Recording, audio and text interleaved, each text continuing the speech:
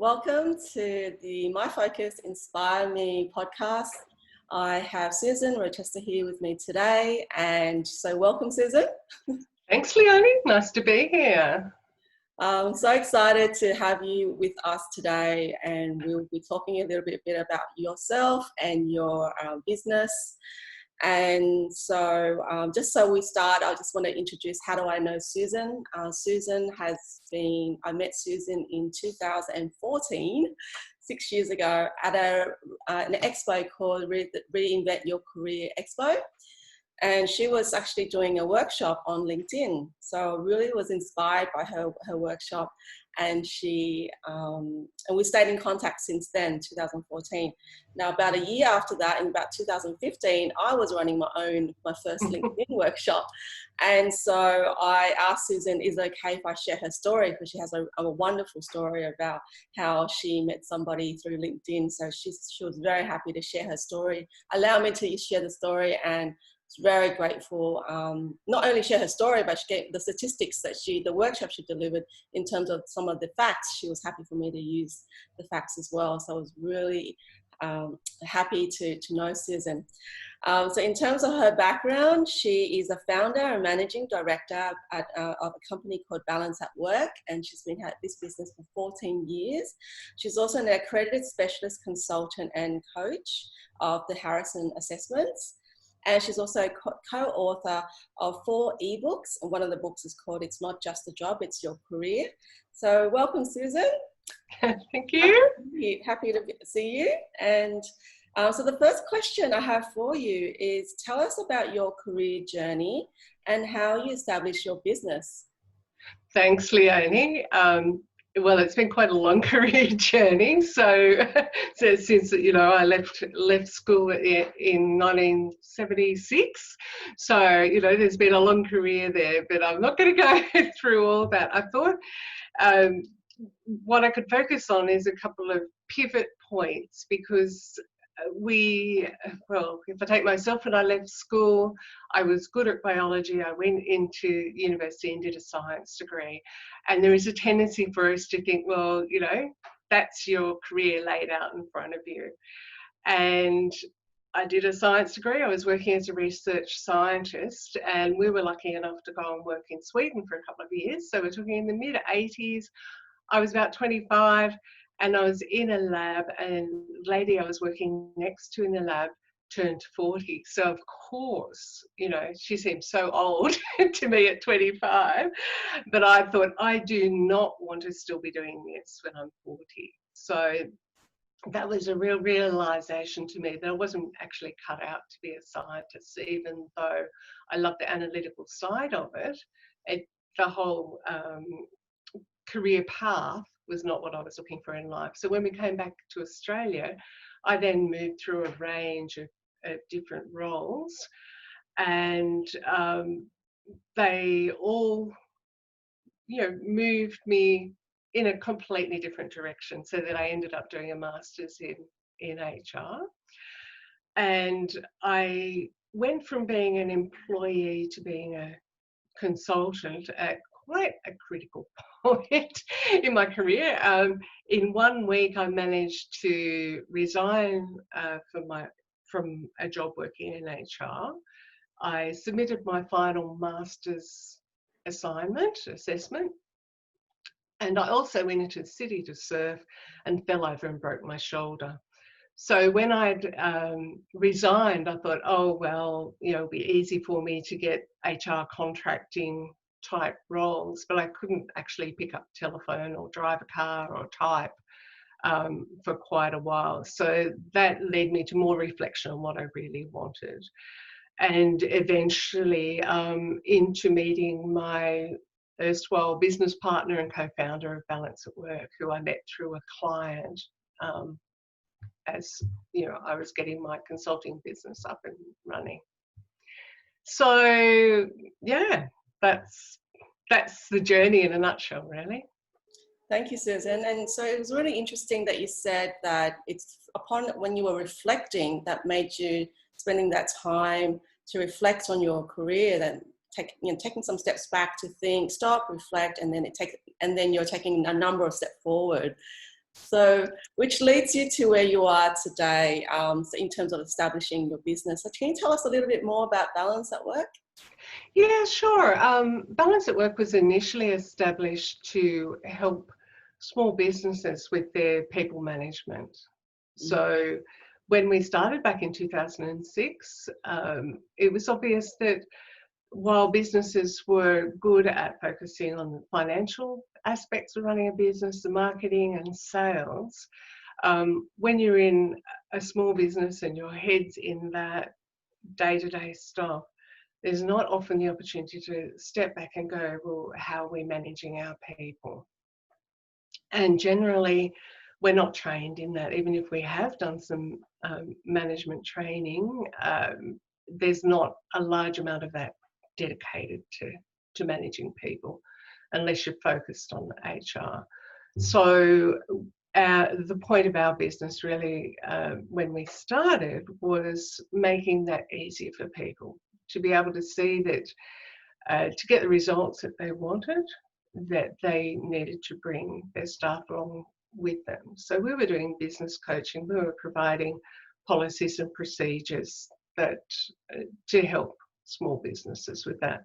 Over the years, that evolved through assessments and a whole range of other things, but it kind of come back full circle, so that now, while we're working with larger organisations on leadership team development and executive coaching, we're also really committed to helping smaller businesses get the best out of their people, and to make it more of a joy for the small business owner as well.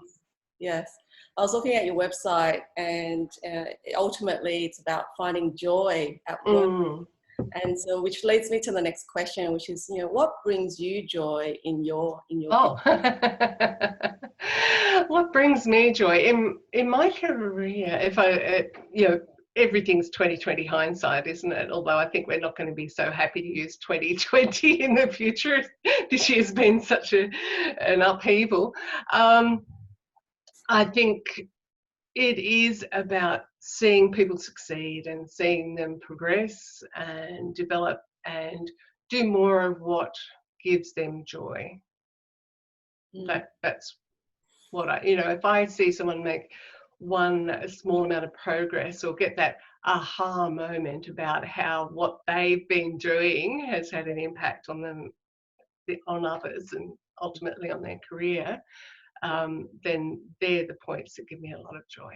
Yeah. Yes, it's that aha moment. It's a really wonderful moment when you make people think differently about exactly what they're doing and their mindset, and that's how people change behavior.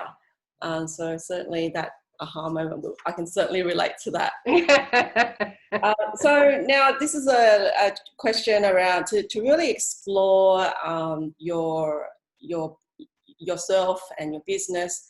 Tell us about a setback in your business or your career that had influenced you to become the person you are today.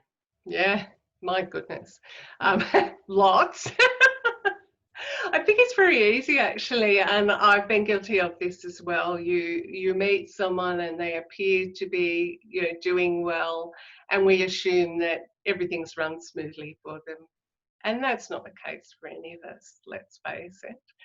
And about this time last year, I probably thought, things were going okay in my business, and then I was knocked sideways by my mother having some serious health issues, and that's continued up until today, which has meant that instead of being able to focus full-time on my business, in some weeks, half my time was spent caring for her and also trying to keep the business going. So was that a setback? I prefer to see these as learning opportunities. And did it change who I am today? I don't know, you'd have to ask my family and friends about that. But in many ways, I think it taught me that, we don't control everything. So that's probably the biggest lesson. So it's accepting where you are now. And I know, unfortunately, for a lot of people, you know, as a result of the current coronavirus crisis, there's been that change. They've had to change rapidly, and being able to just accept, well, this is the way it is. What do we do now? Rather than spending too much time regretting what's happened or resisting what's happened. So there's an acceptance piece, but also through the last little while, I've learnt how important it is to ask for help and to advocate for yourself and others. So being willing to know that you don't have all the answers and get help. But in terms of my business, it's been around recognising the need for systems and processes and having the confidence that, you know, once something's in place, I can wait. I can be patient. It doesn't all have to happen tomorrow, and it doesn't all have to be up to me. So yeah, a lot of radical change actually, now I'm talking about it, in the last 12 to 18 months. But as I said, a learning opportunity. Yes, thank you so much for sharing. It is so much on the personal things that affect us that really does make us think of how can we work more effectively. Mm-hmm. Do we need some help? And having the confidence, as you said, to actually ask for help as well. So it is challenging times. And I would certainly say that as a professional, whether you are an employee, whether you're a business owner, it is a little bit, it's tricky to ask for help. And so, you know, having that courage to reach out to people and get the right support does then help you progress in your business as well. Thank you. And I think there's one more thing related to that as well, and that's knowing when to say no. Like, yes. You might not be saying no permanently, but you might be saying not now. Yes. Yeah. And having the courage to say that. Exactly. Yeah. We're quite inclined to say, yes, we can do that. Yes, we can do that. Oh, yeah, absolutely. That used to be my mantra. Yes, we can do that. Yes. So certainly I found a lot of professionals I work with, that's when people ask that question around what's your weakness? It's like, well, I'm always saying yes to everyone. I realize that that's impacting my workload, and I know I need to learn to be more assertive, to say no, and I'm working on it at the moment. So that it's a very common thing that people tend to say, yes, I can do that. Yes. Yeah, and especially if we love what we do. Yes. That makes it, of course I'll take on that new challenge or that new project. And being forced to say, no, I don't have time for that, or, I need to look after myself is a good thing, really. All right, so moving along to the next question is like, why are you interested in working with companies and organisational culture? Yeah, well, I think mainly it comes down to how much time we spend at work, really. There's survey after survey that shows that people aren't particularly engaged in their employment for one reason or another. And I first started talking about that in presentations back in 2006. So here we are, 2020, 14 years later. The statistics haven't really changed. It's still pretty much the same. But going back even further than that, this weird old book, I mean, the world's moved on a lot since this came out, and I think this copy was 1984. I found it in a book exchange back then, probably when we came back to Australia. Look, it's falling to bits. But what this book opened a window for me into different ways of managing and leading.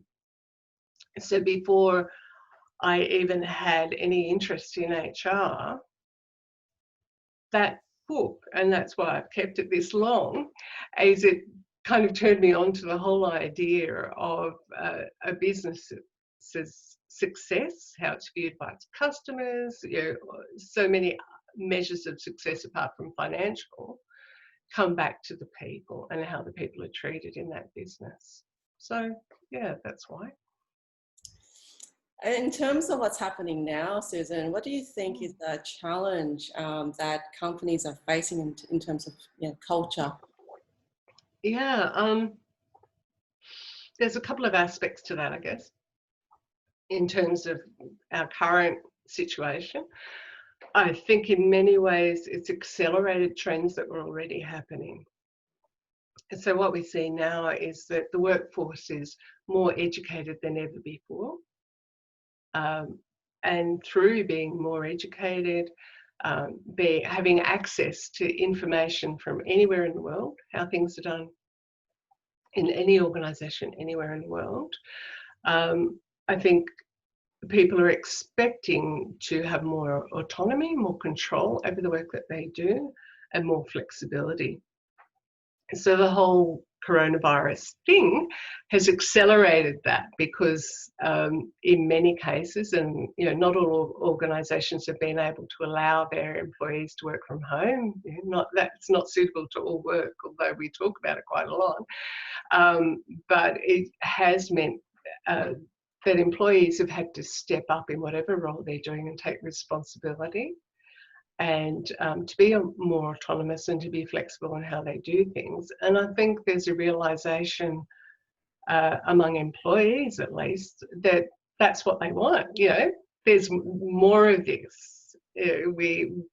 But at the same time, from a cultural perspective, the challenge for the organisation is how do we maintain the culture, especially if we have dispersed staff, and also if we're trying to maintain that culture and maintain that connection, how do we do that in a way that's going to be productive, and how do we get the outcomes that we've set out to achieve for our organisation? Yes, being accountable has really challenged people to be more accountable in their roles and show up to be feel their duties. Yeah, exactly. I mean, I've heard so many stories of people who used to go into the office 9 to 5, and the team leader was there. The team leader had oversight of whatever they were doing, when they had a cup of coffee or anything really. And now we need to adapt to an environment where that command and control type structure doesn't exist anymore, and it's more focused on the outcomes. What's being achieved, not what time is being spent. So yeah, I think it's fascinating. I'm really excited to see what happens next. Likewise. Yeah. Now, the final question I have for you, I've asked all the guests on this show this question, and that is, what's one thing that you do every single day that makes you happier and more productive? Yeah. Well, my answer is breathe, which sounds facetious, because of course we all need to breathe. But it comes back to you, Leonie. You created this situation. Yes, I wanted to tell a little story. Leonie and I were catching up for coffee a couple of years ago, and I was running late, and I arrived totally flustered, and I was stressed for being late. There were other things happening that was stressing me out. I arrived, Leonie's already in the cafe, and I sit down, and after we'd said hello, and she said, "Have I told you about this app called Insight Timer?" So a little plug for them, but it was more about being mindful and being present in the moment.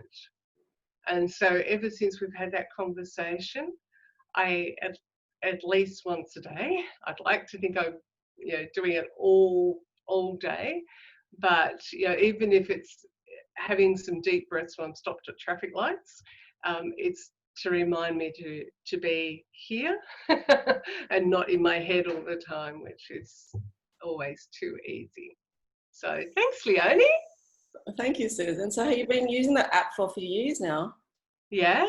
So the app is called Insight Timer. It's a meditation app, and I certainly have been using it for about probably about 3 years as well. And so you get to this 5-minute meditation practice, 10-minute, 20 minutes, and a variety of different meditations. And it's a lot of fun because it keeps you accountable Yeah. on a daily basis. So you think it's helped you tremendously in terms of your Yeah, and I would also add for anyone watching this who thinks, oh, I'm not really into that sort of stuff, there's a lot of research, first of all, on mindfulness and related to business, but also if you use an app like Insight Time or any of the others, I'm sure there's a variety of different approaches that the teachers take, and several on Insight Time are academics who've researched the mindfulness in a very practical and pragmatic way, and you can access meditations, talks, all sorts of things on there. So yes. it sounds like a plug for them, but Well, we both love the app, and it's working for us. It's making us happier and more productive, and we're good at sharing what makes us, what helps us, so in case it can help others, aren't we? exactly. So I'll probably end with a really good story of networking and the benefits of networking. And right now, I think it's really good to be spending more time networking online, networking on phone calls. And so the relationship Susan and I have over the years is I'll always give her a call and say, hey, how are you? Just calling to say hi. And then we'll have coffee and we'll catch up for lunch and spend over a couple of years. And there was one particular year, probably about 3 years ago, I said to her, do you know anyone? I want to work with universities. And Susan then recommended me to meet one person at a university 3 years ago. And it was initially caught up with that person, just had coffee and just meet and greet. Sent that person a card in the mail to say thank you, or Christmas card.